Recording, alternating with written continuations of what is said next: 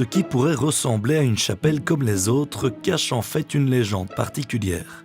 Basée aux abords du village de Bras, la chapelle de l'Aumale tiendrait son origine d'un phénomène inexplicable. À la fin du XVIIe siècle, un habitant du bourg trouva une statue de la Vierge dans la cavité d'un vieil arbre, non loin des sources de la Lomme. Le paroissien s'empressa alors d'emmener le portrait dans l'église du village, mais le lendemain, la statue avait regagné son emplacement originel. L'abbé de Chenay, curé de Bras, fit alors construire la chapelle pour y honorer la Vierge. La version actuelle de la petite église remonte à 1733 et fut bâtie à l'initiative de l'abbé Marraine sur le même emplacement de l'ancienne chapelle. Sa construction fut notamment possible grâce à la généreuse contribution de nombreuses paroisses environnantes, mais également grâce aux dons de quelques nantis et barons. Si la première messe fut célébrée par l'abbé Marraine en 1735, il fallut attendre encore 5 ans avant qu'une cloche ne soit installée.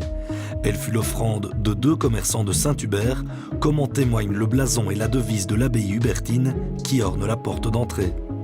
Environ un siècle après la construction de la chapelle, la source de la Lomme fut aménagée sous forme de bassin au moyen de pierres de taille. Et en 1865, suite à une décision du conseil communal, une première distribution d'eau fut créée au départ de cette source. Ses vertus médicinales sont encore utilisées aujourd'hui par la population, notamment pour soigner les yeux. Durant la bataille des Ardennes, l'armée allemande stoppa son avancée après la prise de Wesqueville, à quelques kilomètres de Bras-Haut. Le village fut donc épargné d'une destruction probable, ce qui conduit l'abbé Fourneau, curé de l'époque, à attribuer ce fait providentiel à une intervention divine de la Vierge de l'Aumale. Il ordonna donc qu'une procession en son honneur soit organisée le 8 septembre 1945.